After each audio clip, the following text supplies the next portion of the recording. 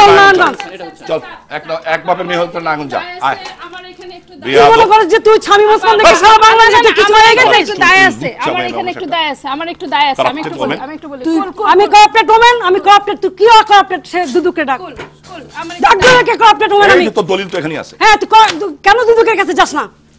কেন দুদুকের কাছে যাস না তুই তো করে বন্ধ করে বলতেছিস এই জন্য আমি বলছিলাম যে এর ওই ধরনের ভদ্র মহিলা না আসে এর ব্যাকগ্রাউন্ড এরকমই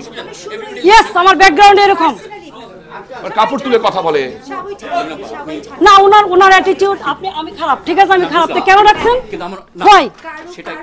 আপনি যখন ডাকছেন তখন তো আমি রাজি হইছি তাহলে উনি কেন আপনাকে ব্লেম দিয়ে উনি বলল যে কোথায় আক্রমণ করেছি নো আপনি আমাকে জিজ্ঞেস করেছেন যে আপনি গডফাদার কাকে বলেছেন no no no no camera record আছে সব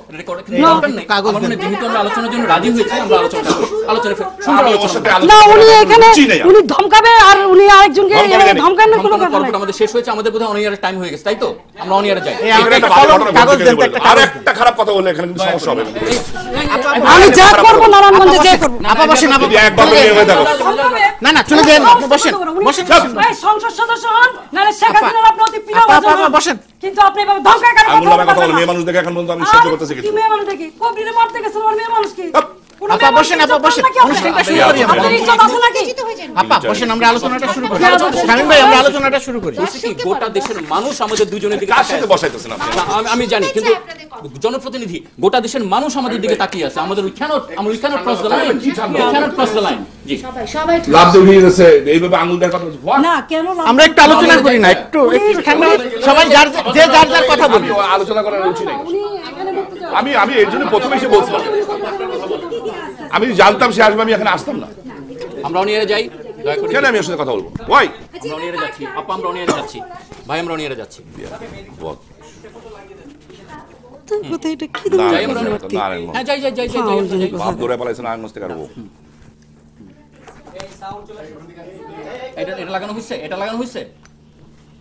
লাগানো ভিডিও লাগানো আপা একটু যদি হেল্প করতে দেন দয়া করে দাও হ্যাঁ শোনা যাচ্ছে হ্যাঁ স্ট্যান্ড বাই ইয়েস এটা খুলো না হ্যাঁ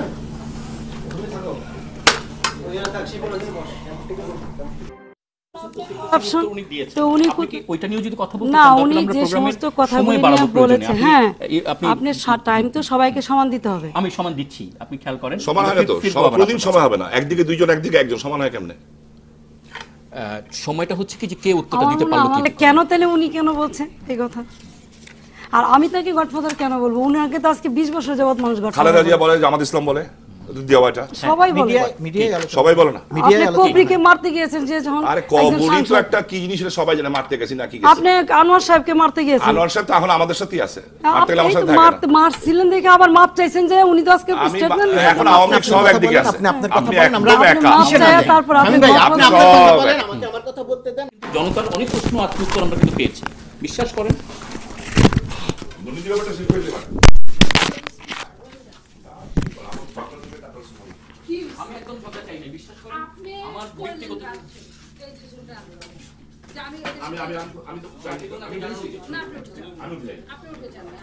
আমি যখন শুনছি তখন আপনি বলতে আমাকে বললেন না এবং আমি জানতাম যে কথা বলা যাবে না সেই কারণে অনুষ্ঠানে যখন আলোচনা হয় তখন আমি বলেছিলাম যে সময় পেলে আমি যদি ভাই 10 মিনিট আপনাদের পক্ষ সম্ভব আমরা সময় দিয়েছি প্রত্যেক আজকে আমার তো একটা পক্ষ হয়ে কথা বলতেছিলাম আপনারা দুজনে সত্যের পক্ষ তো আমার সবসময় পক্ষ তো সত্য আমি তো ডাক্তার সেলিনা হায়াতের পক্ষ আর আমি শামীম ওসমানের পক্ষ কে কার পক্ষ কে কোথা থেকে কি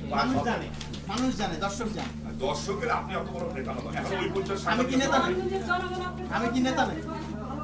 এই দূর দিয়ে কথা বলে না এই মানুষ রাস্তা বলো এই দেখছেন তো এই হলো পরিচয় কাপড়টা তুলে কথা বলো অর্ধেক তুলে কথা বলে গালি যায় দেখবে গালি আরে দেখেন আরে চিনে আগে আক্রমণ করতেছে প্রতিবার 3বার কিন্তু আগে আক্রমণ ভাই আপনি ওদিকে যান না